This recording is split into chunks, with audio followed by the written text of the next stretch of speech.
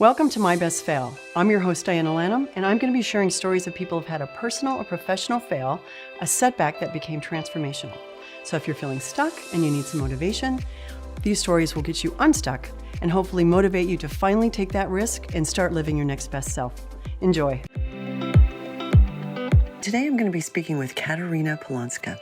Katarina specializes in helping executives be as successful in their relationships as they are in their careers. She has a master's from the University of Oxford, is an ICF accredited relationship coach, and a gender dynamics social scientist. Katarina, welcome. I'm so glad that we actually finally got to do this. I'm excited to be here. Thank you for having me.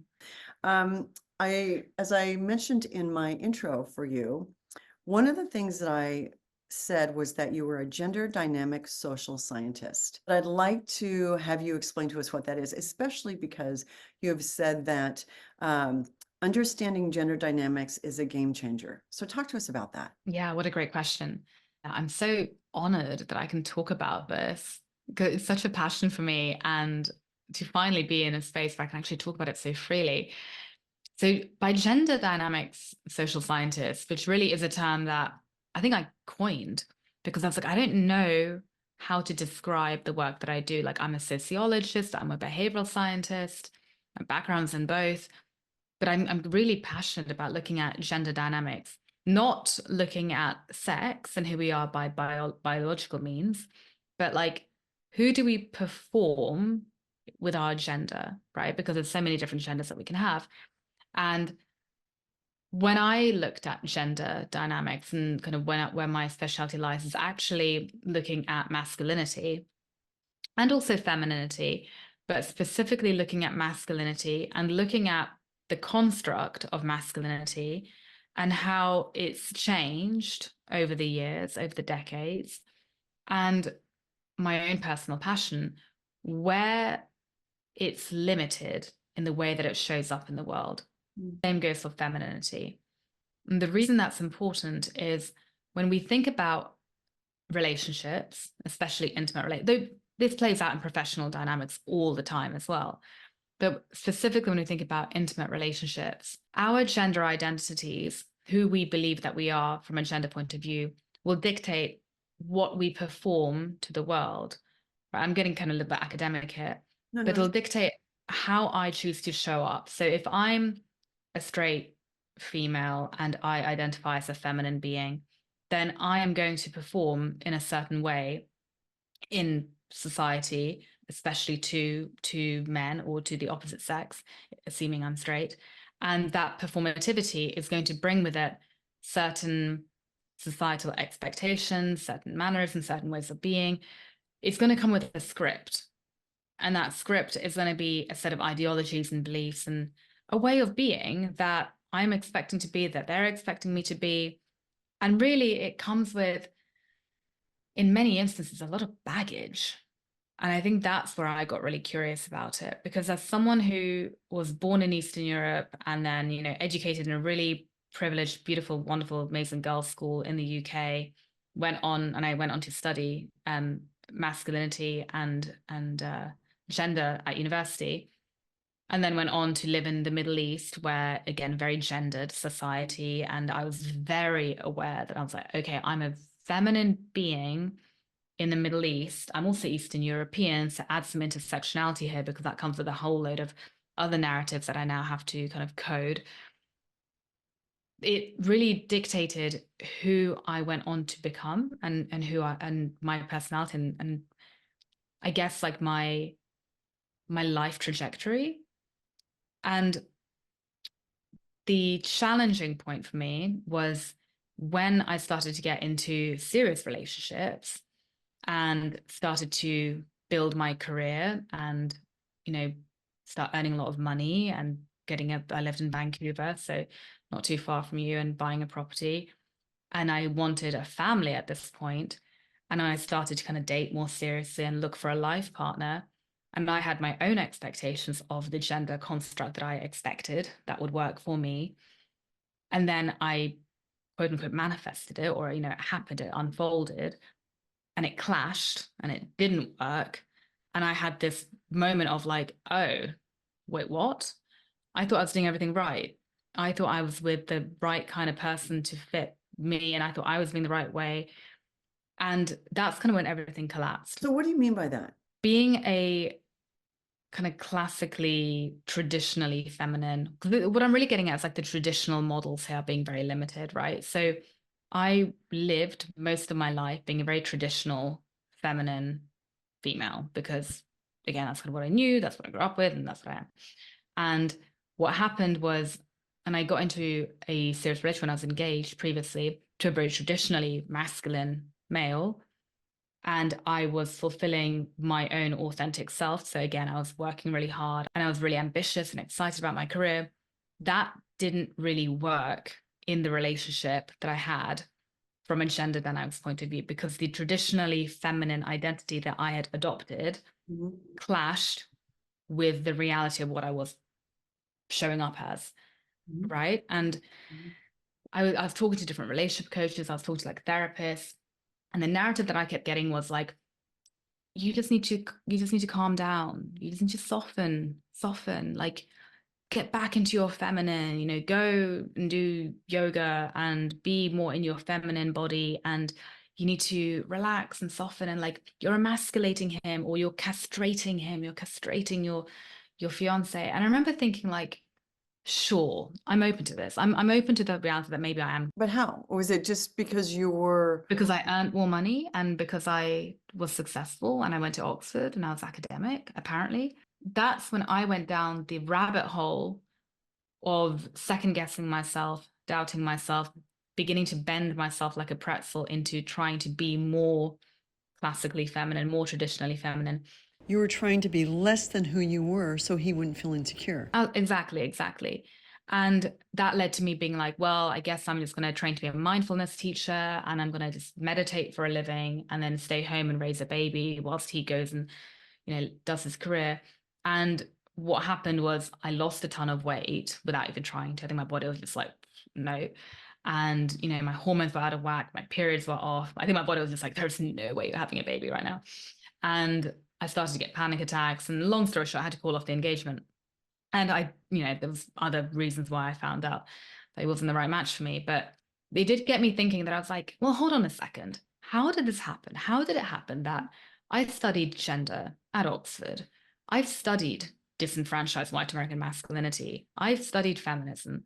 And how did I still end up in a relationship where I was doubting myself so much and I was bending myself out of shape, keeping myself small, like a little humble, mouse? I don't understand how this happened. And how is it that all the support that I was tapping up, all the help, all the professional advice, all the freaking Instagram influencer coaches that I was looking up, all the blogs, everything was pointing the finger of blame at me, that I'm the one emasculating him, that I'm the one that I should stop working, or I'm the one that should work less, or I'm the one that should focus on becoming a mother. And I was like, that doesn't sit right with me. That doesn't feel right. That's not me. That's not who I am authentically. I don't think I'm meant to just stay home. I know I'm actually a bit of a nerd at heart. I know I'm ambitious. I know I'm a hard worker. I know this is who I am. And those are all great things. right. And that doesn't mean I want to do it all the time. I'm sure there'll be a point where maybe I do want to take a bit of a break and be a mother and whatever, and that's fine.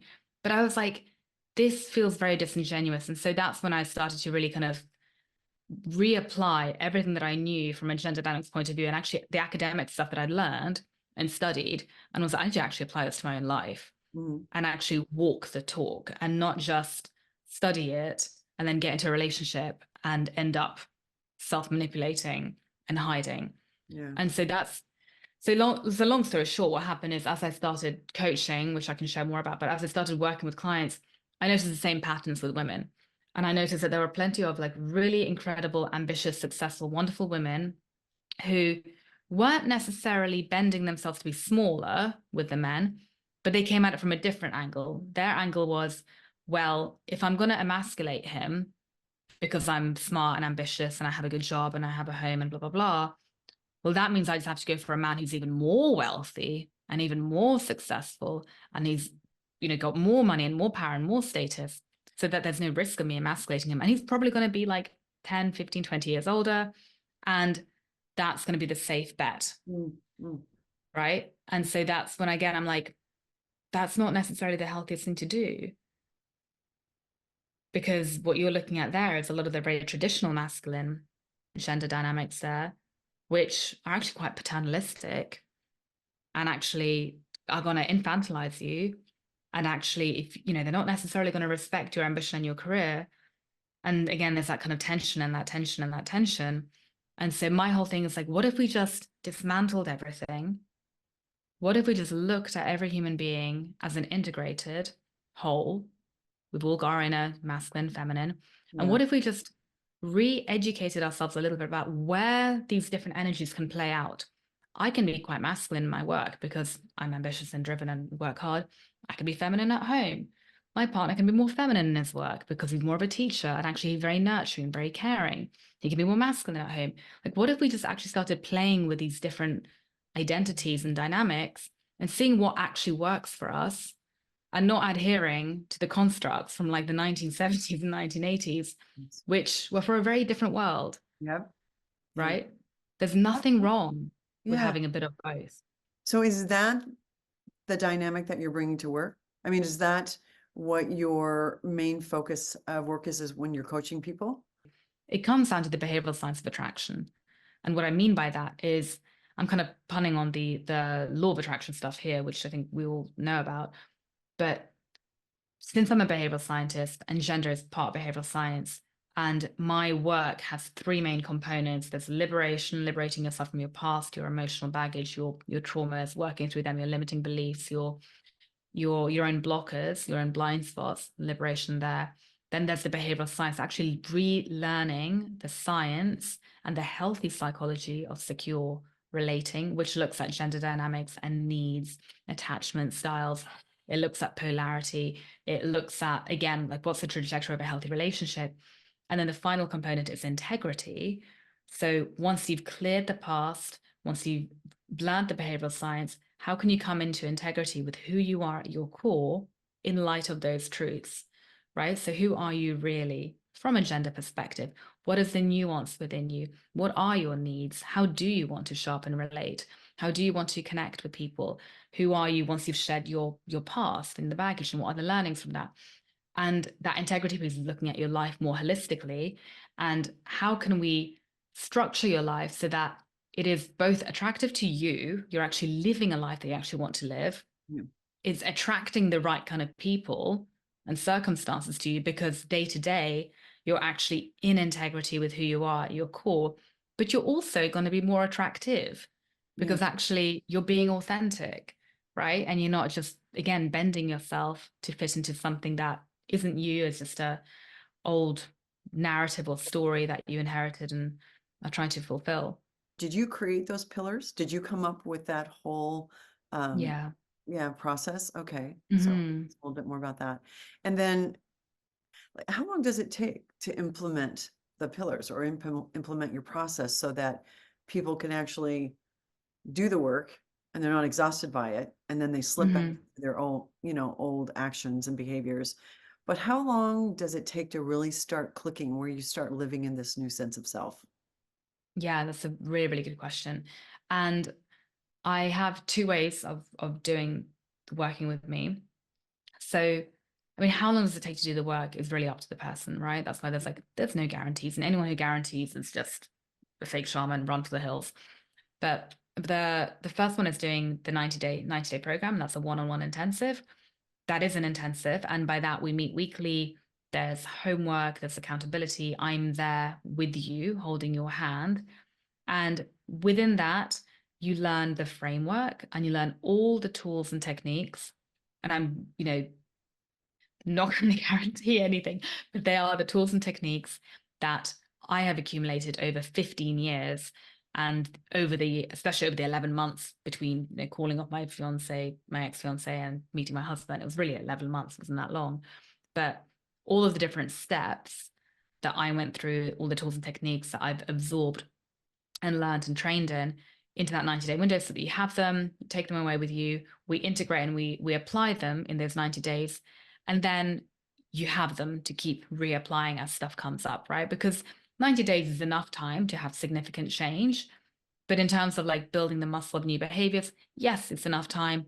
Will you meet a partner in that window? Who knows? Yeah. Like some people do. Some people actually do. I've seen that. But it might be that you have to just keep reapplying. And then in a similar vein, I'm creating next year, I'm quite excited for this, a group coaching program, co-ed of like all genders. That's going to be a year long. And that's going to be basically applying a pillar a month with this idea that it's called evergreen. So you can tap into all of the different modules at any point, but you have the support for a year and you have that peer learning.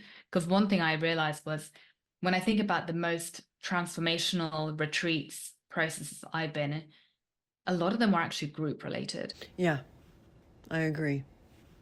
I went into this thing having my own bias of like, it's relationship stuff, and I work with executives and entrepreneurs. Everyone's going to want confidential. I'm sure plenty of people want. I have people who don't even want to. They'll leave me a testimonial, but they're like, don't show anyone my face, and I have to. No one can know I did this. And if I get the one-on-one confidentiality, and I probably would have wanted that too. But that misses on the group support, right? And one thing I hear a lot of is like, well, I want to know what men think. I want to know what women think. And Kat, do you have any other people going through the same thing? And I'm like, you're all going through the same thing, 100%. right? I see Yep. them and they're like, they all think that they're some kind of freak. And I'm like, no, you're all going through the same thing. And so I can see how it would be helpful to have everyone together and share and realize you're not alone. Yeah. You really are like pretty much every executive is going through similar concerns and worries and stresses. And actually, you're all going through the work together and you'll probably make some great connections. And I think I just have to be firm on like no dating when you're within the. Yeah, after group. Yeah. It's it actually is one of the reasons why it's one of the reasons why I started My Best Pal, Yeah. because there is power in knowing that you're not alone, but your Yeah. situation is probably not as unique as you think it is. Most often, you will come across somebody who is going through the same thing. Might not be the exact Yeah. same, but it's the same thing.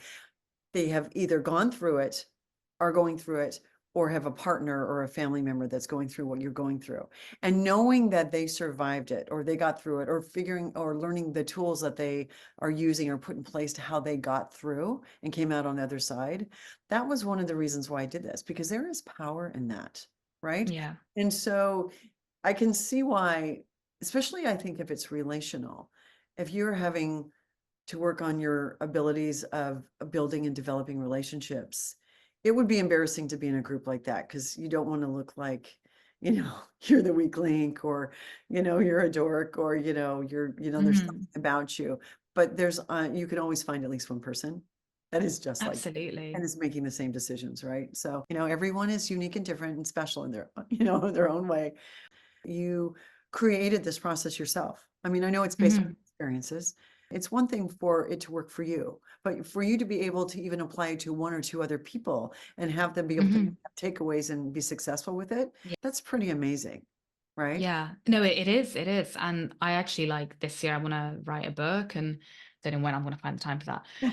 I really want to do a PhD on this, but I'm like, no, I don't need more academia. Like, I need to stop. But it is successful. And I mean, I didn't do any rocket science behind it, right? Like, really, there's a clear method and a logic to it. And it's all proven psychology and behavioral science. Like, I'm taking from the best minds out there and I'm just synthesizing it.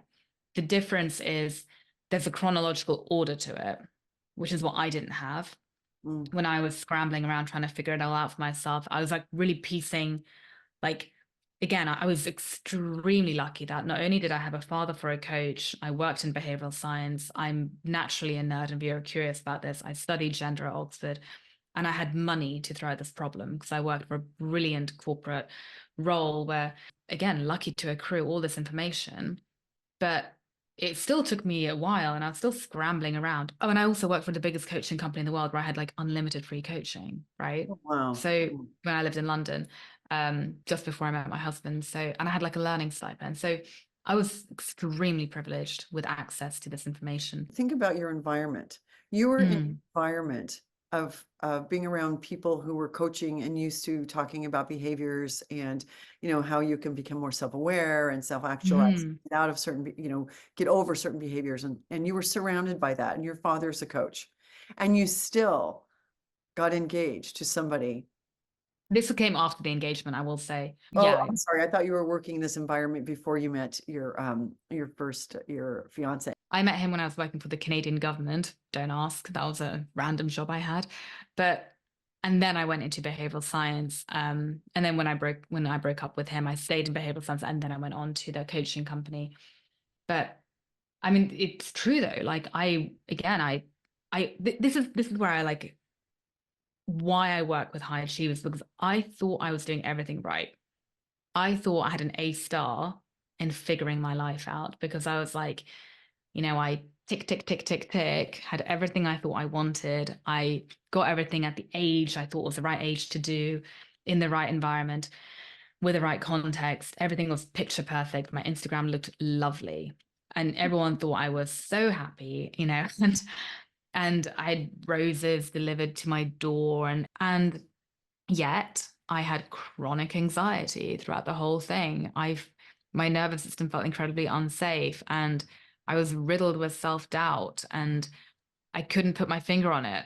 I was working with my therapist for like 6 years and he couldn't really put his finger on it. Um, and in the end, it was just my gut was telling me that I was with the wrong person, but I just kept doubting myself. I kept second guessing myself. And I'm sure he felt that it was the wrong dynamic as well. And so the thing is, this is exactly it. Like I feel so lucky that I had all of these resources around me and I still got it wrong. And even when I had all this money to throw at the problem, yeah, I mean, it took me 11 months to meet my husband after that. It's not very long at all. But it was 11 months of me doing therapy like every week. It was 11 months of me doing coaching every week. 11 months of me like studying and, being a recluse in my apartment in Kensington and just like reading books and trying to understand. And so what I'm trying to do now is like take that stress and guesswork out for people, because who has that much time and money to throw at this? No one does. I'm just weird in that. I just was hell bent on figuring it out. And so the program really is about everything that I learned synthesized. I mean, it is quite academic because I try and explain everything. I try to give exercises. I try to give a narrative. I want to start recording videos and walking people through, and then have a chronological order and a system to it. So you kind of, you go through the different steps and you eventually graduate. And yeah, by the end of it, my promise is that you go from being a disheartened executive to being a successfully in love executive with yourself, Yeah. first and foremost, right? Because everyone comes in feeling disheartened. Everyone leaves feeling successfully in love. Now, whether they found a partner or not, I cannot control that. I don't think anyone can. But people do go on to meet, or they meet them actually whilst they're in the program, partners who, it's still early days. I've been doing this for like a year and a bit, but partners who are much better matches than they were with before, like significant, or if they're in a relationship, they leave the relationship that they're in because it wasn't the right relationship for them. I'm coaching some couples as well, which is really lovely. And that's to strengthen Yeah. their relationship. Yeah. Well, you don't even have to be in a relationship to benefit from finding out who you are. Absolutely not. No, no, no. When you figure out how you are really moving through the world, not just your perception of who you are, but when you Yeah. really find out how you're viewed in the world and what your place is, that helps with everything. Your relationships, whether in business or personal, are the most important thing in your life. 100%. Everything that you accomplish, they could be the cause of your setbacks. Um, they can have you can live longer the stronger your relationships are. It doesn't have to be a lot of people, but it can help you live longer, and it just helps you thrive. It's in our DNA to connect with other people. If you do the work and you get any sort of just kind of insight into who you are and what you're disrupting and where you're not adding value, especially if you really want to change that, your life opens up and you start meeting people. Like the people that 100%. are good for you start showing up because you're putting out that 100%. energy and you're not putting up blockers, or you're not pissing people Exactly. off. Yeah. Yeah. Exactly. And you're able to spot them, right? That's the Yeah. thing too. Yeah. Like when we come in with all of our belief systems, our expectations, all of our shoulds, all of our ideas around, the alpha male, we're scanning the room constantly and we completely miss the person in the corner of the room, maybe who has all of the values, will meet all of our needs, has all of the integrity we're looking for. They just might not look the part. Doesn't mean that they're unattractive. They just don't look the part Yeah. from what we're accustomed to looking for. I think about some of the friends that I've had. I mean, friends that I still have that are the closest friends to me. And we met in Hmm. unusual places or under weird circumstances that Hmm. I would never maybe have, kind of moved toward, pivoted towards that person, right? And then ended up being like, we had such simpatico personalities and, Yeah. our morals and our views of the world lined up. And I think people are very open to that in friendships as a Yeah. generally, right? Yeah. Not everyone, Yeah. but Yeah. generally. But people are not always open to that when they think of who their soulmate or their partner is going to be. Yeah. That's so actually really, really well said. Yeah. So do you think that if you had not gone through that with your fiance, your ex-fiance, Mm. do you think that you would have become the person you are now or even pursued the passion that you have now? Oh, that's a good question. No, actually don't think I would have. I think I would have probably arrived at this. Oh, yeah. I don't know. I think I would have arrived at this much later in life. I think. I think probably after a divorce, because I can see myself. I think I had to learn the lessons. I think if I hadn't gone through the implosion of my life from within, because that's really how I described it, of when I called off that engagement, it was the dark. And I've had anorexia as a teen twice in my life, and my parents had a horrible divorce and lots of like hardship. I will say that calling off the engagement was like hands down the hardest thing that I've ever done. Like it was, no one understood it. There was like some, minor infidelity there that I could point a finger at. But really the main reason was like it just didn't feel like the right thing to do. And calling it off just through my whole perfectly manicured life, which wasn't perfect, but it felt that I had some control over it. I felt I was in control of the narrative. Calling off that engagement was just like putting a bomb into the middle of it, everything imploding, and suddenly being like, well, what now? Yeah. Like, I did not expect to be in my 30s with all of my money tied up in an investment with him. I'd bought a property with him a week before I called off the engagement. So that was also like, Yeah, that's scary. I have two mortgages, one tied up with him. He had a big family in Canada. I was on my own. It was COVID. All my friends were pretty much tied up with him, apart from a few, and couldn't get back to the UK. And just everything, I remember just everything fell apart. Everything was really bleak. And I just did not know what to do of like, where do I go from here?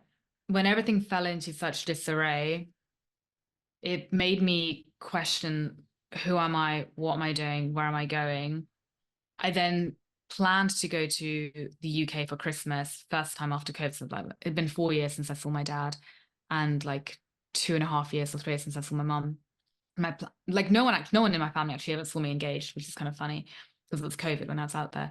But my plan was to go back to the UK and see all my family. I desperately needed to go and see them. Like I knew I was desperate. I desperately needed to go home and be held and feel safe. And I remember like a week before I was meant to fly, I got COVID, Omicron. Oh, I couldn't fly. So then I was like, okay. So I was devastated, but I was like, it's all right. I'll go in like January or something or February. And then I had Christmas booked with some friends, like my one kind of older friend in Vancouver, and her husband's high risk. So she was like, yeah, I don't think you should come. Oh no, she was like, you need to get a COVID test and prove that you're negative. I couldn't get a COVID test because Vancouver wasn't issuing more than one COVID test per person every 3 weeks. So I physically couldn't get a COVID test. So I was like, okay, so I'm home alone for Christmas.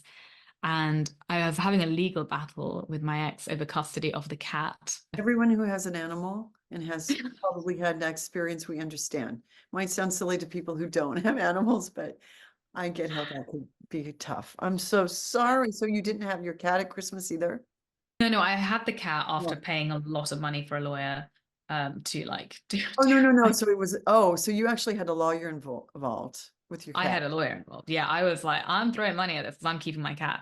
Oh my There's God. no way I'm losing my cat. Like my cat's like my one friend. And yes, I remember I spent Christmas Day and Eve alone with my cat, drinking wine, watching the carol service in the UK, crying into a mug. And then I remember I went to bed. This is actually awful. I went to bed and then I woke up to like meows from the kitchen. And when I came out, I was like, why is the floor wet? And there was this much water, like 2 inches of water across most of my apartment, all the hardwood Oh, flooring, and this like gray water coming out of my kitchen sink with bits of turkey in it, like turkey fat from I don't know what, like neighbors upstairs or something. oh my So God. it was Christmas Day. I was like, oh my God. I remember calling my mom in the UK and filming it, and she was like, oh my God, call the plumber, $900 an hour to come out. I know. So I was like, you know what? It's fine. This is already going to cost me a lot. So I'm just going to try and like, so I spent Christmas Day basically with a bucket running from the sink to the toilet, trying to flush the grey water out. And then Boxing Day, he came to get rid of the water. But I was basically homeless for then for 3 weeks because the flat was covered in like the dehumidifier, not the thingy sucking out the water. Yeah, yeah.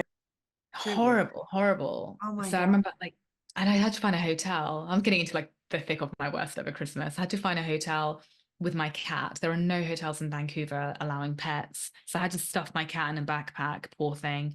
And I remember I was like trying to check into this hotel, managed to get into the hotel, put this little like litter tray out, a little food bowl, and poor thing, was so stressed.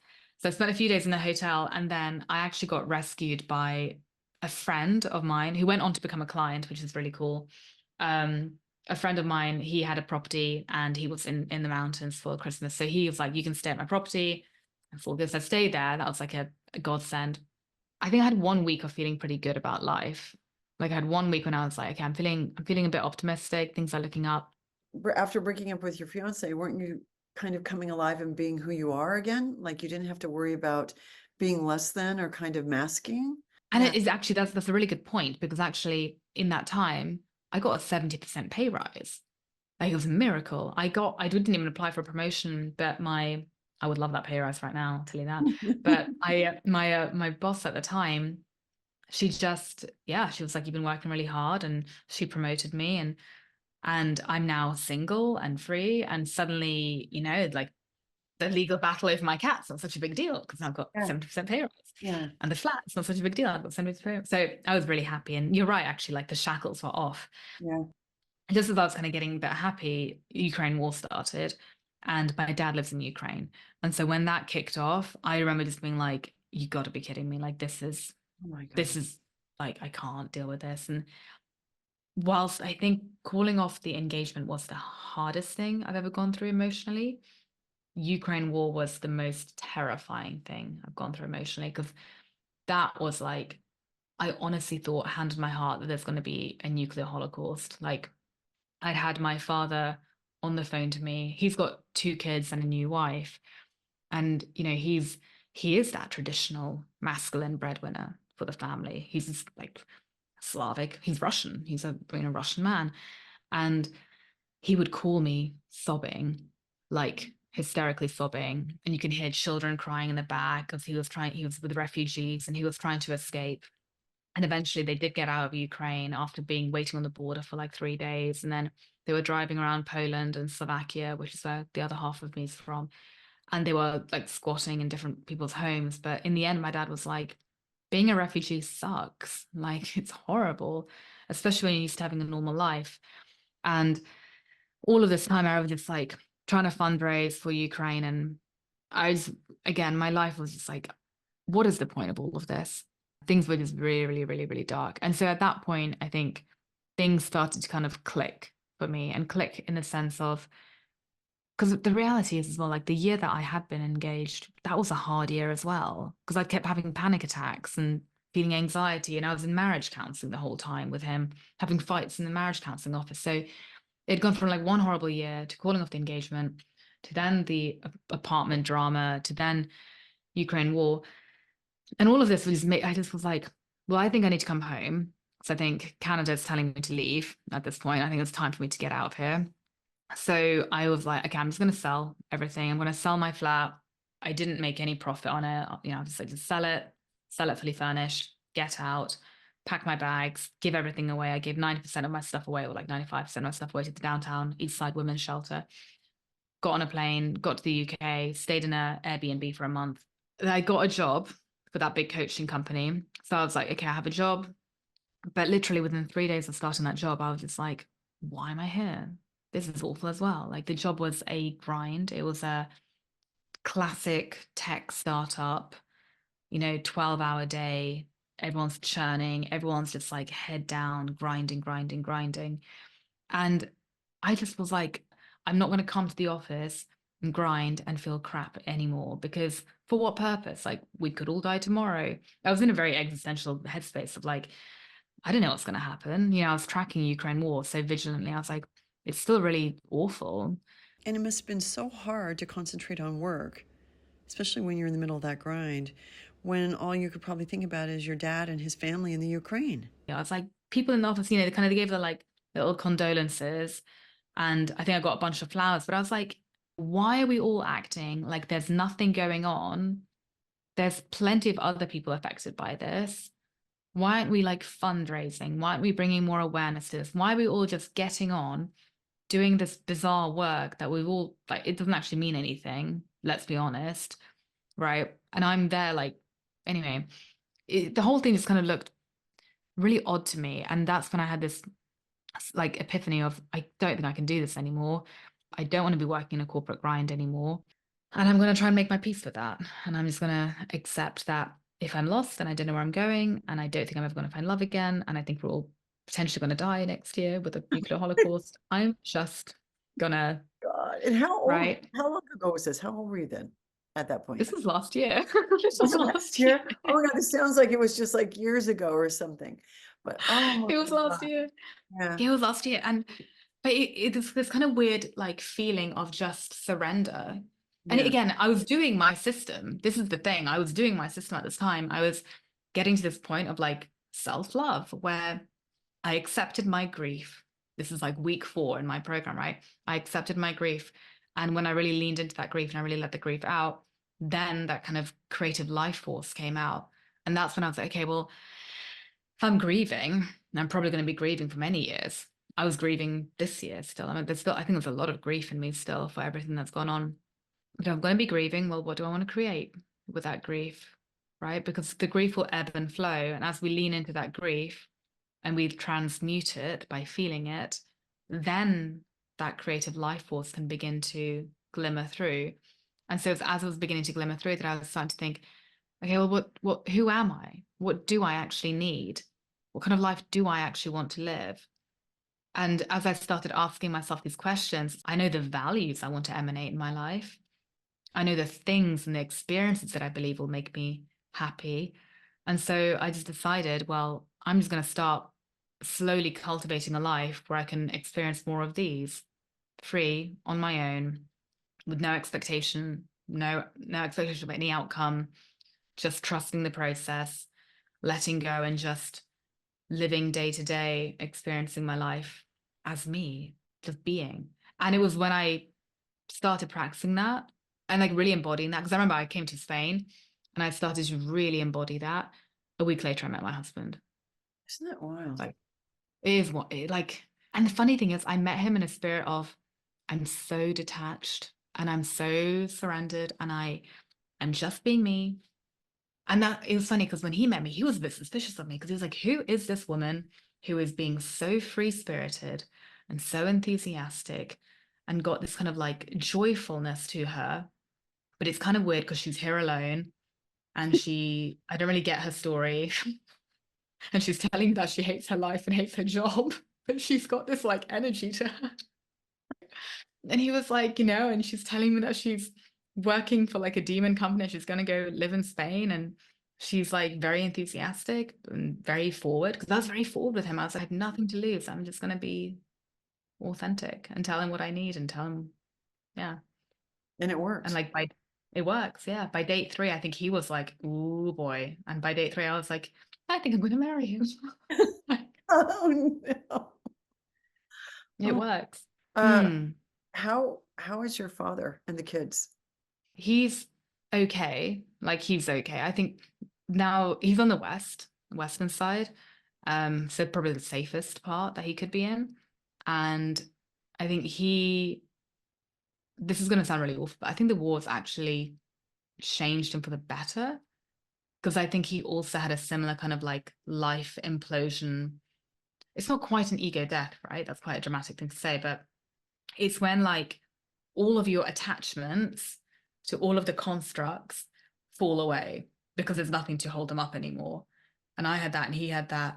And now he's softened. Now he's nothing really matters to him anymore other than like love, family, and relationships. Like honestly, I'll talk to my dad and be like, Dad, I'm freaking out about my business. It's like, at the beginning, I was like, I'm making no money. And he's like, it's fine. You have Damien. Yeah, You have you're each alive. other. You have You're Damien. alive. You have Yeah. a roof. There's no grenades falling on you, no bombs. You're fine. And I'm like, fair. He's really softened and his heart's really opened up. And it's kind of like your whole podcast, right? Like it's the darkest moments when we have that life implosion. That's the only way I can really phrase it, like that implosion of everything we ever thought we knew, Yep. everything we built up. When everything falls apart, that's when the real beauty comes out and the real truth. It's also when real change happens. Yeah, You need to yeah. make a change. That's when the real change happens, right? Oh my gosh. Now I'm so worried about him and his family. I'm going to be thinking about him, Oh, sending him good oh, bless vibes. you. Thank you. Thank you. Thank you. I'm excited for you, right? I'm excited for you to continue to be working on the pillars and making, because it's going to grow and evolve and develop into Yeah, yeah, yeah.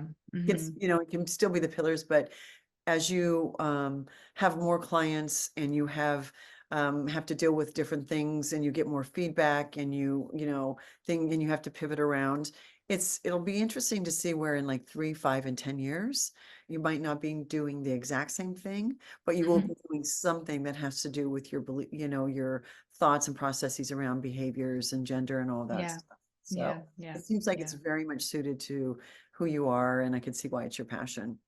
Yeah. yeah. Thank you. If you were a friend to Mm, Katarina, you would have had to notice, because this is what best friends do, you would have had mm, to notice that you were dumbing yourself down or becoming less than and mm, masking, mhm, right? mhm. So what would you say to that person? Like what would you say as Katarina's friend? What would you say to her? What a great question. And what comes to mind is, and I'm going to butcher the phrase, but there's a really beautiful phrase that I think it's actually from like A Course in Miracles or something. But I remember reading it and I was like, oh, wow. And it's this idea that it's not up to me or it's not up to you to decide how bright you shine your own light. Like there's almost a kind of an arrogance to decide that you can choose how bright you shine that light that you've been given. That's not up to you. Like you've been given this light and this like life force energy, and your one job is to let it be free and let it reach as many people and serve as many people as it can. Trying to diminish it is doing a disservice to that light. And Uh, there's almost like an arrogance to it, right? It's kind of like who are you to really think that you know better than whoever created us or whatever created us? And I remember when I read that, that really humbled me because I was like, oh, yeah, okay, I don't know. Like I don't know, right? So I'd probably tell myself that. yeah. A friend of mine, Kelly, she Hmm. said that whenever you suppress something or you have to mask or you just basically have to hold back something or things, Hmm. you might think that you are doing what's best for the situation or doing what's best for you, right? But when Hmm. anything is suppressed, it will always come out. And Yeah, guaranteed it's going to come out sideways. yeah, And so, which means it's going to cause chaos and disruption. yeah, nobody wants to go through that, right? But a lot of times too, that's how you learn and you realize, yeah, I was Yeah. and then I can't hold it back anymore. Changing who you are for someone else, it's one thing if you need it to be safe, right? But changing Yeah. who you are for someone else is the quickest way to destroy your sense of self and who you are. But it's Yeah. amazing how many of us will change who we are for the right, you know, the right, the who we think is the right person. You know, Yes. Yeah. Instagram, the Instagram pretty in exchange for what the reality is, which is what you Yeah. experienced too when you called off the engagement. You know, you said you were Yeah. under so much pressure because it looked so Instagram perfect, and you were so afraid of saying, but it's not working. And, you know, Yeah. especially when you're Yeah. crying, if you're crying all the time and you're not used to doing that. Question that I had was like, is this it? Yeah. Right? My life is harder in many ways. Trust me, like it's harder. Like I'm self-employed. I now don't have a big salary and it's, I'm creating it. And we've moved out here and we don't speak Spanish. We live in Spain and we're trying to get to know the community and we're far from family. But whilst life is a lot harder, my relationship isn't harder. I don't feel unsafe in it.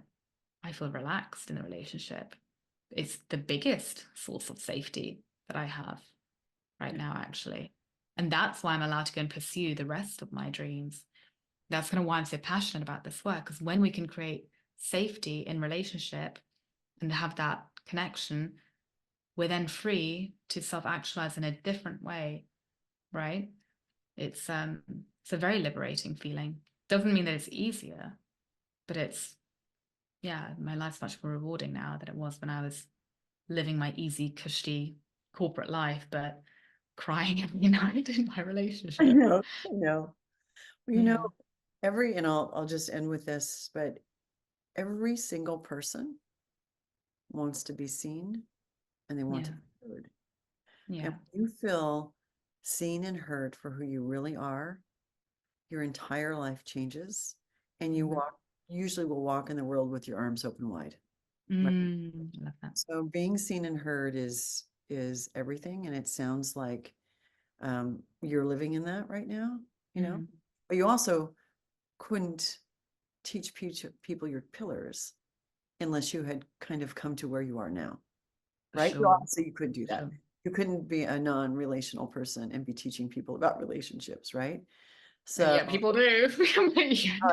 I know they do. But you know what though? It's all about timing. You're at the perfect place in your life to be teaching Yeah, people and showing people the benefits and how these pillars can change, yeah. right? It's all about timing, right? Yeah. So I love it. Yeah, I love the work. well, Katarina, it's been so lovely. I always enjoy talking to you. We've done this a couple times, Mhm. but I wish you nothing but the best. And Thank you. I'm very jealous that you're in Spain. I know Oh, that you said that you're struggling because you don't speak Spanish, but you're in Spain, so there's I that. am, yeah. Yeah, yeah, yeah. I appreciate you being vulnerable. I think um, people need to see that as well. And thank you for making it so comfortable and easy. That was really lovely. I really enjoyed that. All right. Well, have a lovely rest of it's your evening there. Yeah, And yeah. we'll be seeing each other on all of our socials. I already see you We now. will. So, all right. Yeah. Okay. Thank you so much. Take care. All right. I'll Bye-bye. see you later. Bye. Bye-bye. Would you like to be a guest on our show? If you have a story to tell, send us an email at contact@mybestfell.tv. If we think it's a good fit, we'll reach out.